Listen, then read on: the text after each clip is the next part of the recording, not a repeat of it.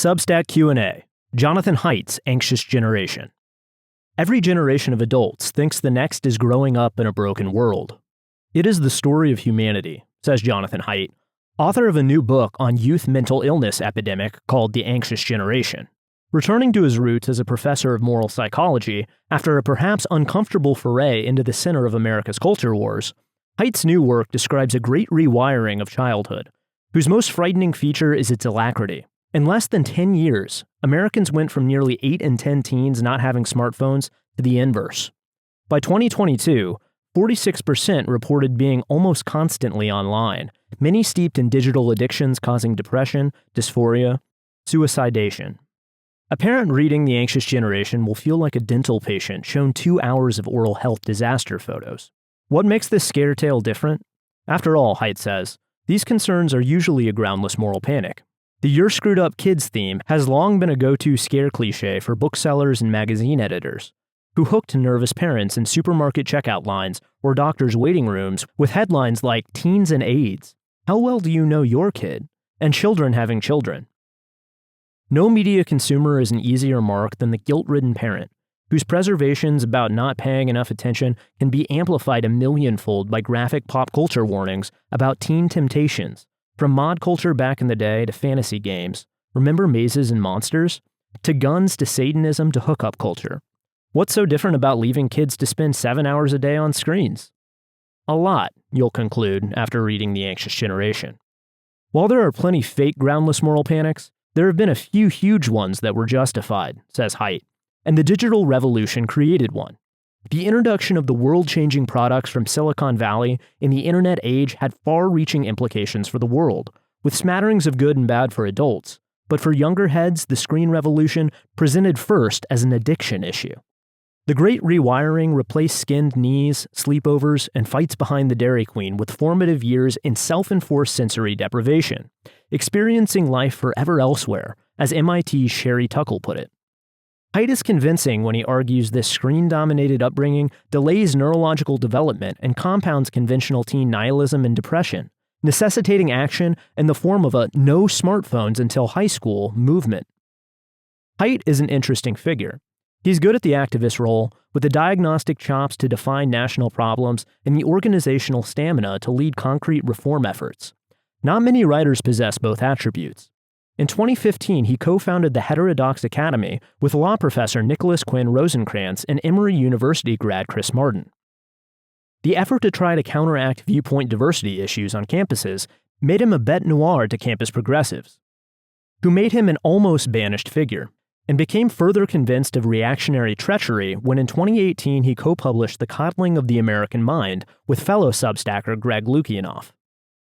Left-leaning outlets like The Guardian ripped that book as a self-interested patriarchal effort to defame change that may undermine them, while the Daily Beast said parents were the coddled ones, and a few fellow academics poo-pooed their description of an alleged spike in censorship. Despite the pushback, Haidt and Lukianoff were successful in starting debates about safetyism, threats to free inquiry, and monoculture, while solidifying the term heterodox in the national political lexicon. I asked Haidt to expand on his After Babel Substack, which has a good read right now in Freya India's "Your Boyfriend Isn't Your Cameraman," and to explain what brought him to The Anxious Generation. Bracket. Did you pursue the Anxious Generation project as a result of something that struck you as a parent, or was there another reason? Haidt. Actually, this was just a side project originally, after The Coddling of the American Mind came out. I'm a social psychologist who studies moral psychology. And after 2004, I moved my research over from how morality varies by culture to how morality varies by politics. That's what I was doing for a while. And then Greg Lukianoff came to me and said, "Hey, weird stuff is happening on campus."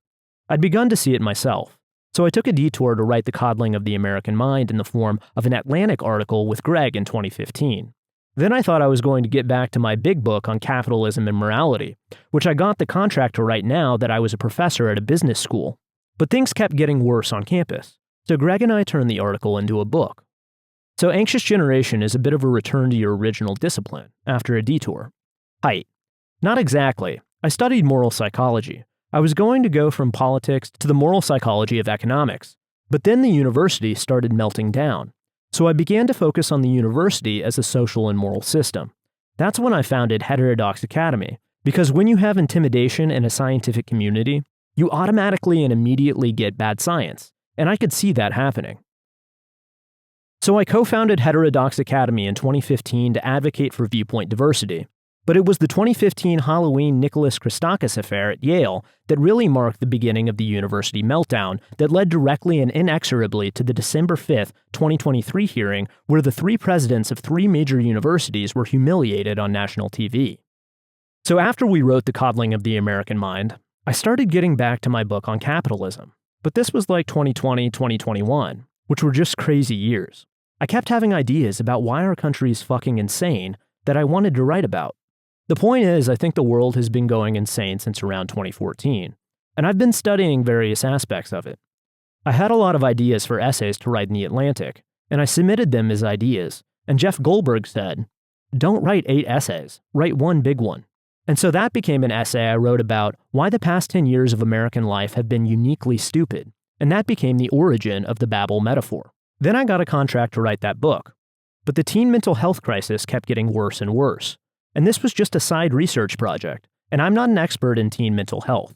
But once I wrote up the first chapter of the Babel book on teen mental health, it was so shocking to see what was happening, especially once I saw that it was happening in many countries, not just ours. So I decided to split the book in two, and I wrote an entire book just on what has happened to Gen Z. Racket. I remember during the 80s and 90s there were concerns about exposing kids to television advertising, the Joe Camel controversy in the States.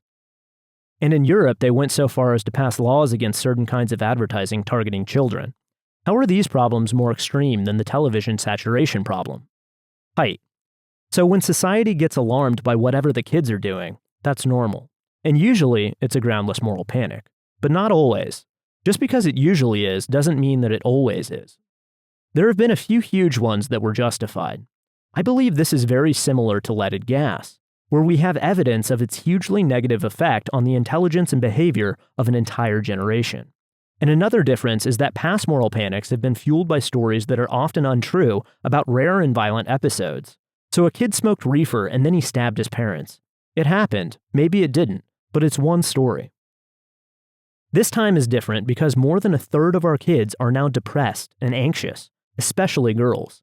And everyone sees it. People see the mental illness and the link to social media. People see it in the children of their friends.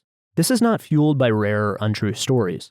This is fueled by what everyone is seeing now. Racket. And this is linked to the addictive nature of the internet?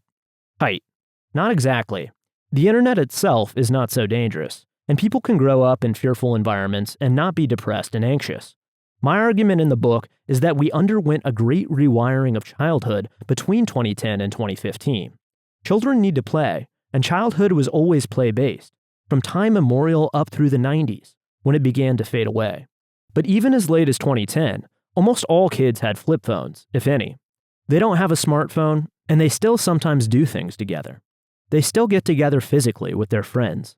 They often use their flip phones to arrange getting together. So that's the way things were in 2010. And that's why the millennials are okay, because the millennials made it through puberty by 2010 or so. Whereas from 2010 to 2015, adolescents trade in their flip phones for smartphones. They get high-speed internet. Instagram is bought by Facebook, and Instagram is the first mobile-only platform. The first front-facing camera comes out in 2010, and for all these reasons, by 2015, childhood has been rewired. Most of your free time goes through the phone, and for girls especially, with social media. For boys, it's YouTube and video games. But that's what I mean by the Great Rewire. It's no one thing. It's rather the complete transformation of childhood away from what we evolved to do to foster human development, into a bizarre new world that seems to be producing very bad results for Gen Z. Racket. How much success have you had in raising concern among policymakers about the issue? What's the sensible reform you think that might be considered? Haidt. I've been involved in many persuasion projects beginning when I ran a gun control group in college in Connecticut in the 1980s. And I'm used to the fact that it's very, very hard to change people's minds, especially if you just give them reasons and evidence. This is the first project I've ever been involved in where I don't have to persuade anyone. Almost everybody already sees the problem. They just want to know what to do about it. The central analysis is that this is not an individual choice or addiction, like, say, sugar or crack. This is a social network issue. And once you pass a tipping point, everyone has to be online or else they're isolated. Social media has trapped adolescents and their parents in a collective action problem, which is costly to escape by yourself. The only solution is to all walk out the door together. If we do it at the same time, if we all agree, you know what? We're just not going to give our kids smartphones until high school. They can have a flip phone. They can have a phone watch. We want to be able to talk to our children, but we don't have to give them the world's greatest distraction device when they're 9 years old. Once you give them that device, they're not going to pay much attention to other human beings, including their teacher or their parents. So the most important things that we can do are the 4 reforms that I propose. No smartphones before high school, no social media before 16, phone-free schools, and far more independence, free play, and responsibility in the real world. If we do those 4 things, and we can do those all without any legislation, though legislation would help. But they are things that groups of parents can do together, or that schools and parents can do together. Racket. It has to be community-based. It doesn't work as an individual prerogative. Haidt. It's very hard, and if you're a devout Christian or a religious Jew, and you're supported by a community, you can be very strict with your kid. But if you're a typical secular urban type person, it's very hard for you to say, no, you're not getting a phone or social media, even though all your friends have it and they're leaving you out. It's very hard to do that as an individual. So the key solution is collective action. Racket. To quickly shift to one other thing, you are largely responsible for introducing the term heterodox into the cultural lexicon. But there's been a really intense propaganda campaign to tell people that this is just coding as another form of conservatism. Did you anticipate that? And do you think you've succeeded in creating space for people to build bridges between different sides? Haidt. First, we live in a country and a time with extraordinary and rising negative partisanship, where each side is defined not by what it stands for, but by what its side stands against. So, if you criticize the left, you must be on the right. You are the enemy. And I was on the left my entire life until the 2010s, when I became a centrist. But I began my political work hoping to help the Democrats stop making so many stupid mistakes in their messaging and policies. Racket. This sounds so familiar. Haidt. Exactly.